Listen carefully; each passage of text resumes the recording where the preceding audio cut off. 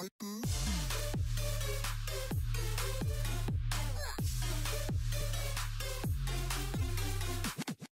new Stasis subclasses in Beyond Light no longer have the standard pre-configured perks we saw introduced with Destiny 2.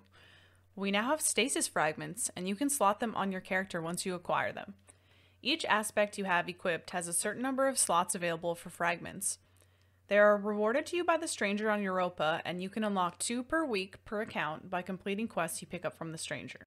The fragment in this video is Whisper of Refraction. This fragment gives you a chunk of class ability energy every time you defeat a slowed or frozen enemy. The question is, how much? To find this out, I played a little Destiny and crunched some numbers. At first I thought this would be super simple, but like many things in Destiny, it is not. Go figure.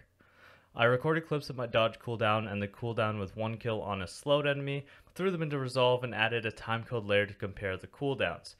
I learned a few things, some surprising, some not so much. There's no difference between frozen or slowed. You get a chunk of energy per kill, and the chunk it gives you is a percentage of your total. I didn't expect there to be a difference between PvE and PvP, but I tested it anyway, and look at this. So first I was confused, but then I remembered for the perk Unrelenting, PvP enemies count as a more powerful enemy than a little old drag. My theory was then confirmed when a yellow bar gave me a massive portion of my class ability energy back. The more powerful the enemy, the more energy you'll get back. In PvP, you get 15% per kill. PvE starts at 10% per kill on a red bar and goes up to 40% for a yellow bar. Some results have been rounded because Beat's a dummy and didn't use a larger sample like a Warlock's Rift to account for possible lost frames. Now to the real question. Is this useful?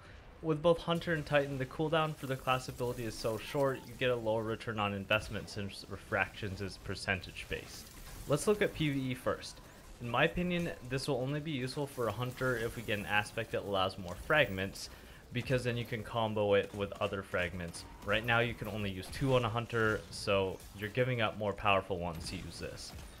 For Titan, the only somewhat viable build I could come up with is using Khepri's Horn, and while it's pretty fun as you can see, it's nothing to write home about. Warlock, however, oh boy. Warlock can make great use of this fragment since your Rift has a fairly long cooldown and it freezes enemies around you. You also have 4 fragment slots to play with on a Warlock, and you can run a very synergistic setup. We'll put a full video together on a Warlock Rift build soon, but let me tell you, I think this is going to be pretty bonkers. Now for PvP, I'll make this real quick. This is not very useful. For Hunter with high mobility, which you should run anyways because dodge is hella strong, you'll only save a second or 2 with the kill. Titans are the same, and the shield doesn't even slow your enemies like the dodge does. Warlocks could probably make use of this only because of their ability to run 4 fragments, and you may as well run something like this in your other slot. Overall, to rate this for PvP on a scale from 1 to Dragon, I'd give it a whelp.